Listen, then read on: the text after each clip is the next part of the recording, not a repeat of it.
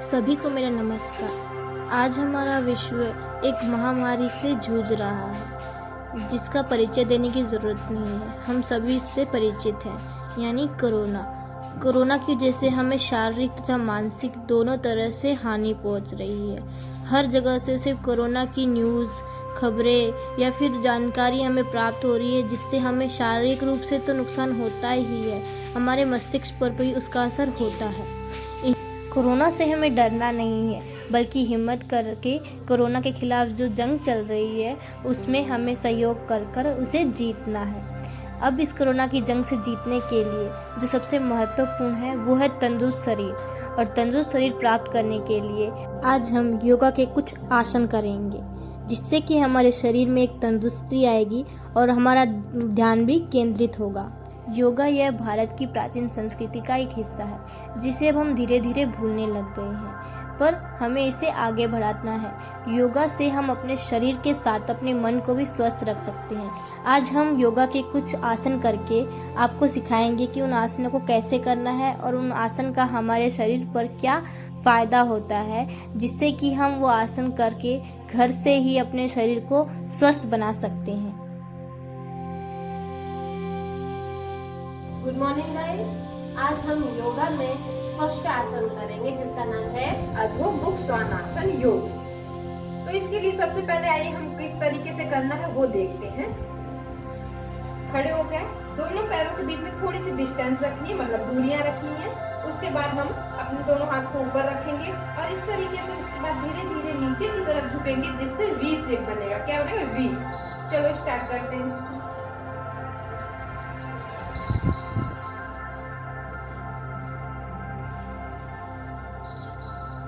V shape में आके थोड़ा पांव और हाथों के बीच में अंतर रखिए। अंतर रखने के बाद गहरी सांस को लीजिए और उसको थोड़ी देर तक रखिए, फिर उसको छोड़ना है।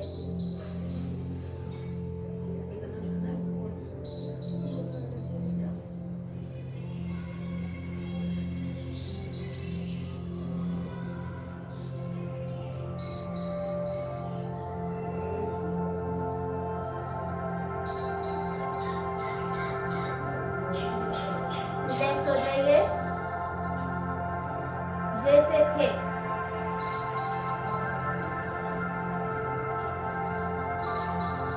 इस आसन के बाद हम अभी दूसरा आसन करेंगे।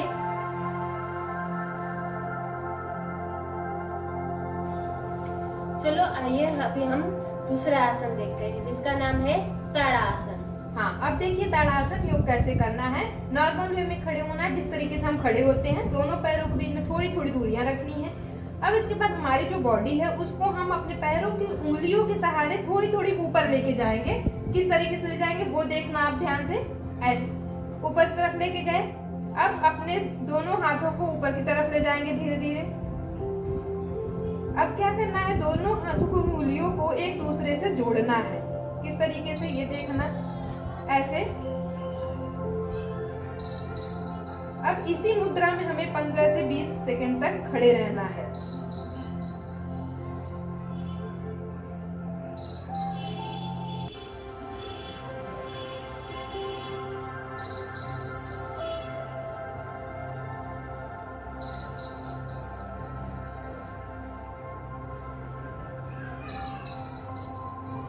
रिलैक्स हो जाइए जैसे थे। अब इसके बाद हम अगला करेंगे तीसरा। आइए अब हमें यहाँ पर तीसरा आसन करें, जिसका नाम है वृक्षासन। अब उसको करने के लिए क्या करेंगे, नॉर्मल पोजीशन पे खड़े होंगे, जिस तरीके से हम खड़े होते हैं ऐसे। दोनों हाथ भी नॉर्मल वे में ही होंगे। अब इसको हम क्या करेंगे, अपने बाएं पैर की जांघ पर अपने दाहिने पैर को रखेंगे। दाहिना पैर बाएं पैर पे रखें। अब अपने दोनों हाथों के ऊपर की तरफ ले जाएंगे, प्रार्थना की मुद्रा में रखेंगे और इसको हम कम से कम 15 से 20 सेकंड तक इसी वे में रहेंगे।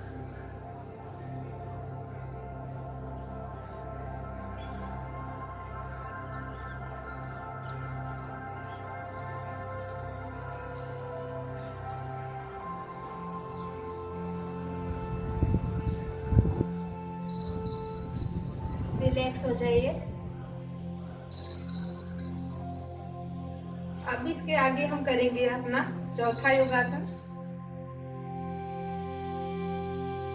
आइए गाइस, अभी हम चौथा आसन करते हैं जिसका नाम है सेतु बंधासन। उसके लिए सबसे पहले हम नॉर्मल वे में जिस तरीके से लेटते हैं वैसे सीधा एकदम लेट जाएंगे, स्ट्रेट इस तरीके से। अब अपने दोनों पैरों को फूलों की तरफ मोड़ेंगे जितना हो सकता है उतना। अब अपने हाथों पर मजबूती देंगे और उसके सहारे पे अपने फूलों को ऊपर की तरफ उठाएंगे। जितना हो सके उतना ही उठाना है, ज्यादा नहीं उठाना है। और अपने पैरों को अंदर की तरफ लेके जाएं। अपने पैरों को दोनों हाथों से जोड़ के रखें। जितना हो सके उतना ही अपने फूलों को उठाए, ज्यादा न उठाए। और ये हमें कम से कम 10 से 15 सेकंड तक ही करना है।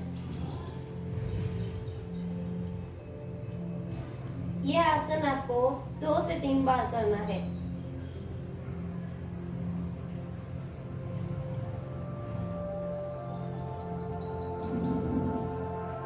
इसमें आपको ध्यान केंद्रित करना है अपने नाक पर, अन्यथा अपने छाती पर।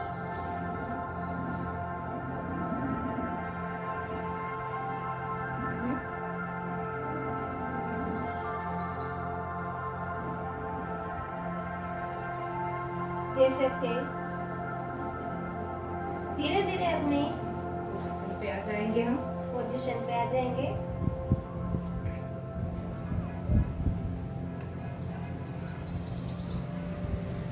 आराम की स्थिति में हमको उठना है, जल्दबाजी में नहीं।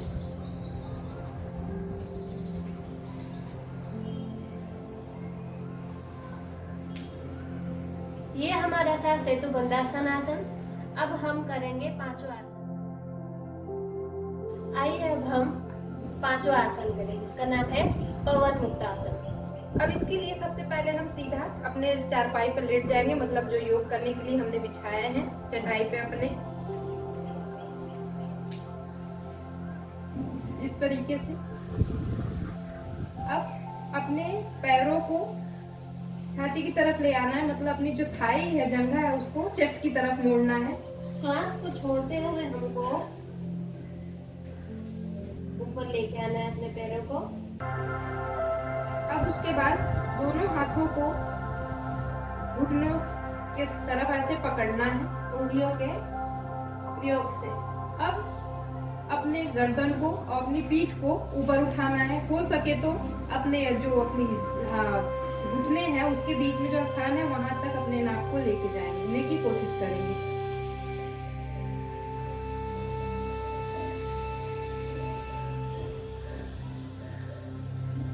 इस प्रक्रिया में रहकर हमको श्वास को लेना है और छोड़ना है।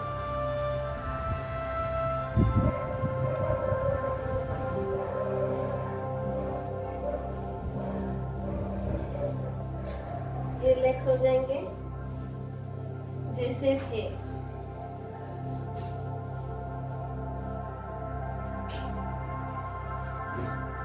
आरामदायक स्थिति में हमको उठना है।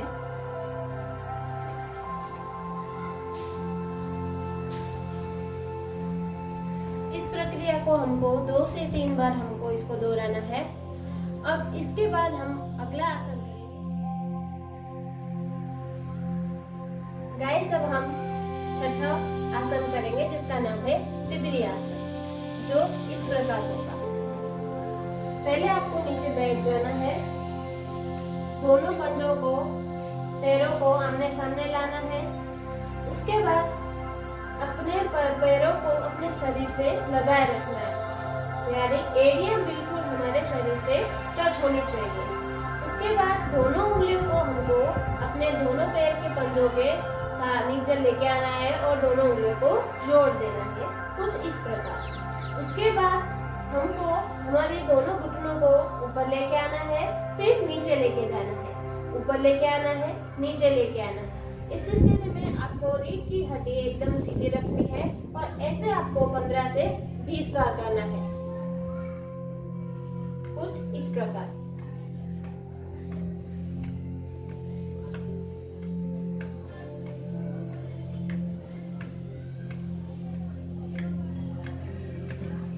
यह आसन आपको 15 से 20 बार करना है। अब हम करते हैं इसके बाद का आसन। रिलैक्स हो जाइए।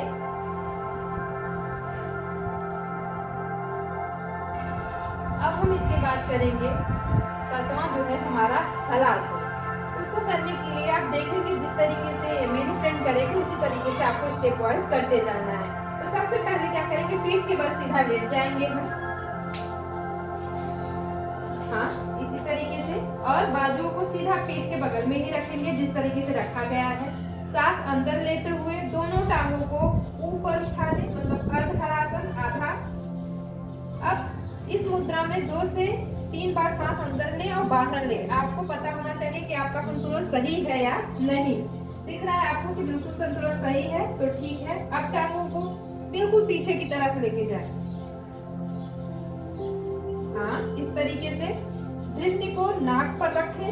अगर आपको यह करने से दिक्कत होती है तो संतुलन बनाए रखने में, तो दृष्टि को नाभि पर ही रख सकते हैं।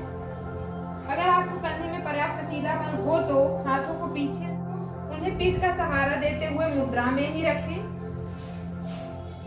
अपनी क्षमता के मुताबिक ही इसे करना है, मतलब 30 सेकंड भी पर्याप्त है ये करने के लिए।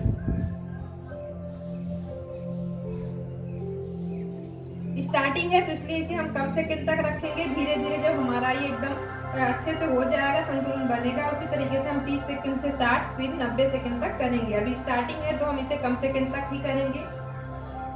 अब हम आराम से धीरे धीरे अपने पैरों को वापस लेके आएंगे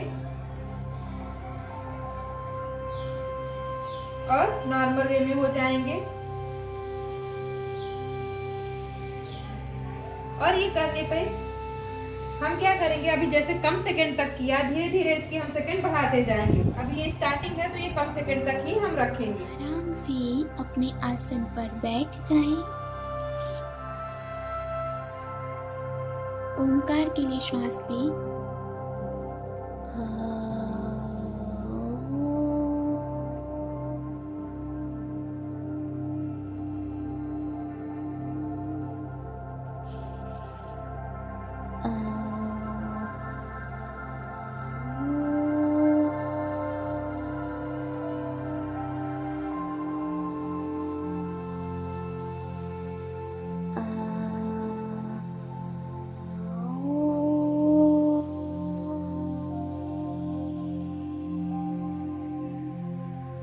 गौमुखासन।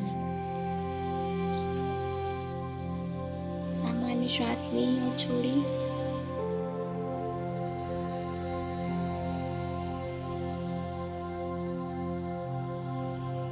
अब पैरों को सामने की तरफ फैलाकर बैठ जाएं। दाहिने पैर को घुटने से मोड़ते हुए पंजे को बाएं नितंब के पास अर्थात कि हिप के पास और बाएं पैर को मोड़कर दाहिने घुटने पर बाएं घुटने को रखें।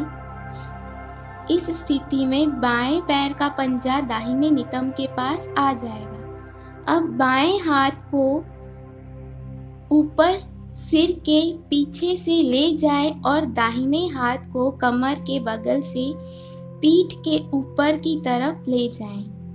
दोनों हाथों के पंजों को उंगलियों को आपस में फंसा लें। श्वास लेना छोड़ना चालू रखिए।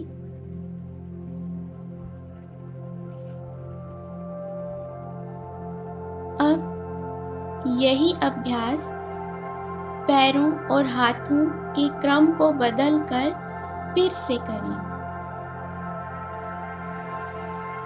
यहाँ याद रखें कि पहले जो पैर ऊपर स्थित रहता है उसी तरफ का हाथ भी ऊपर की तरफ से पीछे जाता है।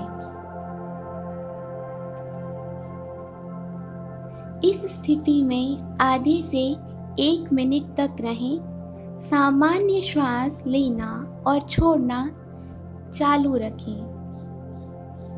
विश्राम करें। आप मूल स्थिति में वापस आ जाएं।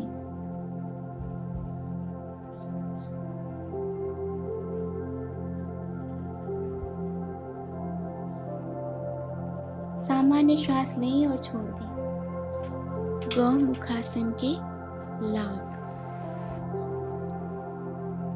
आराम से बैठ जाएं, सामान्य श्वास लें और छोड़ दें। अब पैरों को सामने की तरफ फैलाकर बैठ जाएं। बाएं पैर को घुटने से मोड़ते हुए उसके पंजे को दाएं पैर के घुटने के बगल में रखें। अब श्वास छोड़ते हुए शरीर को दाहिनी तरफ मोड़ें। दाएं हाथ को बाएं घुटने के पास लाते हुए बाएं पैर के अंगूठे को पकड़ लें या फिर उसके पास रख दें। बाएं हाथ को पीछे जमीन पर रखें। मेरुदंड भी सीधा रखें। 10 से 30 सेकंड तक इसी अवस्था में रहें। नजरें सामने की तरफ रखें। सामान्य श्वास लेते और छोड़ते रहें। अब इसी क्रिया को दूसरी तरफ से भी करें।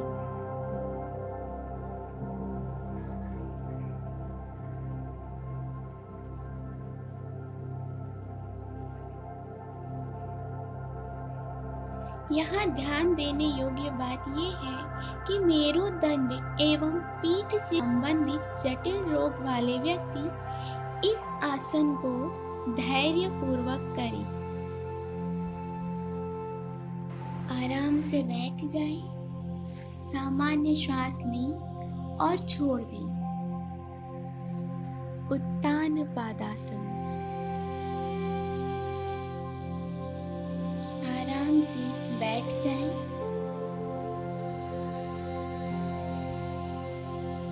सामान्य श्वास लें और छोड़ दें। अब पीठ के बल जमीन पर लेट जाएं।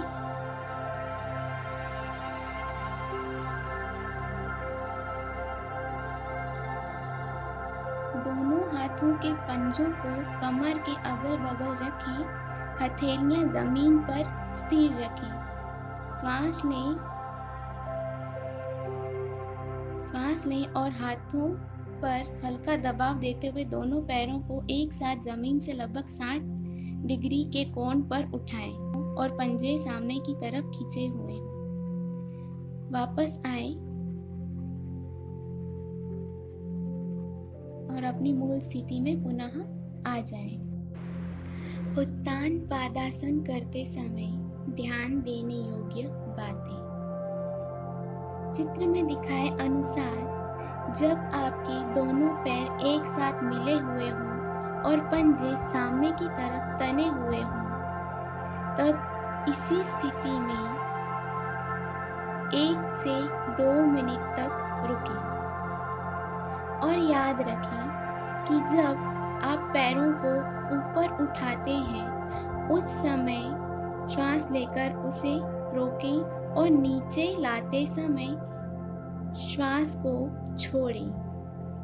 और जब आप इस चित्र में दिखाए अनुसार इस स्थिति में होते हैं उस समय आप सामान्य श्वास लेना और छोड़ना चालू रखें और उसके बाद अपनी मूल स्थिति में वापस आएं। नमस्कार। हमने आगे वीडियो में सभी आसन कैसे करते हैं वो हमने देखा, उनके लाभ के बारे में जाना, जैसे कि ताड़ासन, वृक्षासन, सेतु बंधासन, पवन मुक्तासन, तितली आसन, हलासन, गोमुखासन, मरचंद्रासन, नौकासन आदि के बारे में हमने जाना। अभी यह आसन नियमित रूप से करने से हमें क्या लाभ होते हैं अब हम उसके बारे में जानेंगे। जैसे कि योगासन करने से रोगों से लड़ने की शक्ति बढ़ती है। इसका मतलब है कि हमें रोग प्रतिकारक शक्ति बढ़ती है, त्वचा पर चमक आती है, शरीर स्वस्थ, निरोग और बलवान रहता है। आगे लाभ जानें तो उसके बारे में कहा गया है कि योग मानव जाति के लिए वरदान रूप है। योग का प्रयोग शारीरिक, मानसिक और आध्यात्मिक लाभों के लिए हमेशा से ही फायदेमंद रहा है। योग शारीरिक और मानसिक रूप से मानव जाति के लिए वरदान रूप है। आगे जाने तो योग से शरीर के समस्त अंग एवं ग्रंथियों का व्यायाम होता है। जिम आदि से शरीर के किसी खास अंग का ही व्यायाम हो पाता है, वहीं योग से शरीर के समस्त अंग, ग्रंथियों, प्रत्यंगों का भी व्यायाम होता है। उसके बाद आगे के बारे में जानें। मांसपेशियों का अच्छे से व्यायाम होता है, जिससे तनाव दूर होता है। तनाव दूर होता है तो उससे हमें नींद अच्छी आती है, भूख लगती है और पाचन सही तरीके से होता है। योग करने से फैट कम होता है, जिससे मोटापे से भी राहत मिल पाता है। नंबर 6, तनाव दूर होकर अच्छी नींद आती है। तनाव कैसे दूर हो सकता है? अगर आप योग करते हैं तो आपको काम का तनाव हो या किसी भी तरीके का तनाव हो तो उससे आप बच सकते हैं। योग से श्वसन संबंधी रोगों में बहुत फ़ायदा मिलता है। अगर आप श्वसन संबंधी योग करते हैं तो उससे आपके फेफड़ों को अच्छी तरीके से ऑक्सीजन मिलता है, जिससे फेफड़ों से संबंधी रोग ठीक होता है। और जाने, अगर आप योग नियमित तरीके से करते हैं तो बैक पेन का दर्द हो, अर्थराइटिस हो में काफ़ी सुधार आता है। ब्लड शुगर के लेवल को भी घटाता है और डायबिटीज़ के पेशेंट के लिए योग बहुत ही वरदान रूप रहा है और फायदेमंद रहा है। योग शरीर की प्रतिरोधक शक्ति को भी बढ़ाता है, दवाओं पर आपकी निर्भरता को भी घटाता है। अभी हमने योगासन के कई सारे लाभ देखे। इससे हमें यह जानने को मिलता है कि हमें नियमित रूप से योग करना चाहिए।